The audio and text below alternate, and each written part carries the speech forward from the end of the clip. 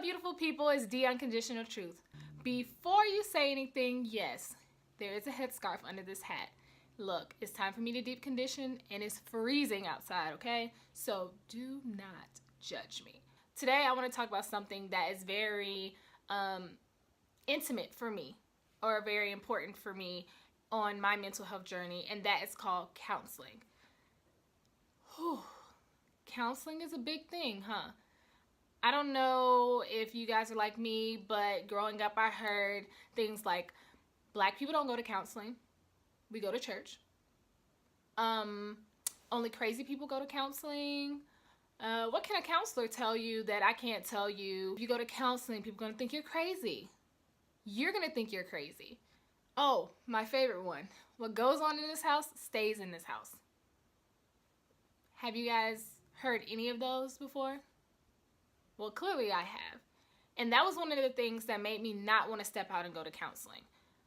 Why would I want to go to counseling? To talk to a stranger I do not know, who does not know me, that doesn't know my life, to talk to somebody who is going to give me these cookie cutter butterflies in the sky examples and things to do that's not realistic in my life. The biggest issue that I had with going to counseling is it's not going to work. What can talking out my problems do for me? Or how is that supposed to help me? It's pointless. I'm really going to have a conversation with somebody just to walk out being totally the same person that I went in. Another thing that hindered me from going to counseling, what if something is wrong with me? If I go to counseling and they tell me something's wrong with me, then I have to accept that. I know something is wrong, but that's confirmation. I'm not doing that. Does any of these sound like you? Well, let me tell you. I actually tried a couple of years ago before I started going consistently, and my mindset was, this is not going to work, but people want me to go, so I'm going to go. That's the only reason why I went, because it looked like the good thing to do. I was just going through the motions of going to counseling, talking about whatever she wants to talk about, and leave. I remember I was one of those people that when it was time to go to counseling, like I had like the incognito hat and I would like wear the shades and I would like walk past the counselor's office just in case somebody see me, and then I'll double back so nobody knows that I walked in there. Yeah, that was me. There was a sense of shame to go to counseling. And what I wanted to vlog about today is really zoning in and honing in on it's okay to not be okay. It's okay to talk to somebody who isn't part of your life, that can give you a outside opinion on what you should do or help you filter through some things. Counseling is not for judgment. Counseling is not something that you should be ashamed of doing. I know it's a process. Like I said, for me, I was ducking and dodging, making sure people didn't see that I went to counseling. I was afraid of what people might think when they see me when I went to counseling. My friends are going to think I'm crazy. I already feel crazy going. But is it really about all of that? Do you want to get help? Do you want to get better? Do you want to try something new that you haven't been trying already to deal with those emotions that you have? There are 3 things that I go to counseling for. One is accountability. When I go to counseling, it causes me to talk about the things that I'm supposed to be putting in practice. For instance, I said that I was going to work on being more verbal with how I feel and what I want to people around me. Guess what? The next week, she's going to ask me, hey, did you do what you said that you wanted to do? Give me some examples. And if I don't have those examples, I could lie to her.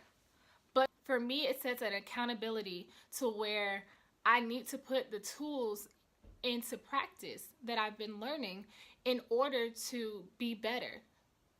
And every week, that check-in is like, hey, did I grow this week? Did I do something different this week? Did I backtrack this week? And how did I learn from it, etc., etc.? And that leads me to the second thing. Counseling is not a fix-all problem situation.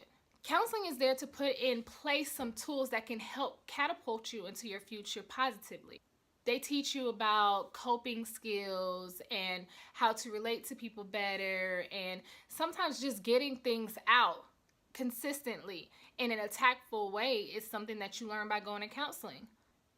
These tools mainly are applicable outside of counseling, not necessarily just in that session.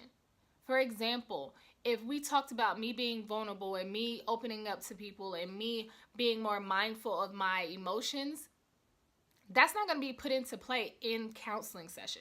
When it is going to be put into play is when I encounter somebody who gets on my nerves, or when I encounter somebody who hurts my feelings, and it's up to me to truly be like, hey, let me tell you how this made me feel, because I'm worth it.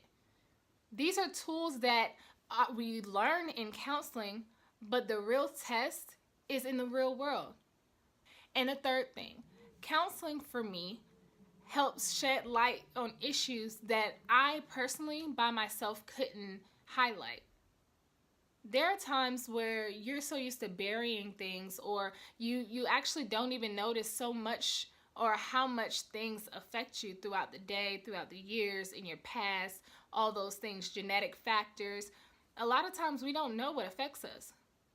Sometimes you need that person who went to school for these things to help you recognize and identify certain things that you do, certain things that was in your past, or just certain things like coping or interpersonal skills or codependence, things that we don't really talk about daily, but when you're in that session, they highlight those vocabulary, or they say, hey, how do you feel? Like, do you feel like this affected you? And it causes you to think and really evaluate how you are, who you are, and how you're wired. Counseling is not to make you feel bad. So there were a couple of things that helped me actually take that step to go to counseling. One was I had to just do it. I had to stop thinking about it, stop the what ifs, and oh my gosh, no. Just do it. Just go. Make an appointment. Don't think about it. When that day comes, just go. And then the next week, just go until it becomes an habit, until it becomes a thing that you actually enjoy doing, because you see how good it makes you feel and how more positive you can be and how you're learning to manage your life afterwards. But you just have to do it. Don't overthink it, because you can talk yourself out of so many things. I know I can. So one, just do it. Two, you don't have to tell everybody your moves. A lot of times we're looking for justification to do what we feel like will help us. I don't care if your parents don't like the fact that you're going to counseling, your friends think you're whatever.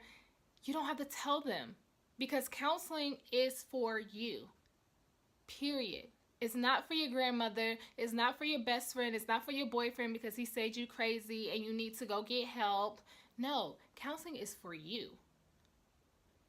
That's one of the main things that you need to do in addition to just doing it. Make sure you're doing it for you, because you want to be better, because you need to be better, because you're tired of the same old things that are not working. And lastly, do the work. Do it. Try it. What's the worst that can happen? Because clearly what you're doing for yourself is not working right now. And counseling is not a lifelong process if it doesn't have to be. But while you have it, use those tools. It's okay. Black people can go to counseling. You're not crazy just because you go to counseling. You do what is best for you, regardless of what anybody thinks, regardless of what you think. So do something different today. Be you. I love you. Love yourself. Be kind. Try counseling. It's all good. I hope you guys enjoy. See ya.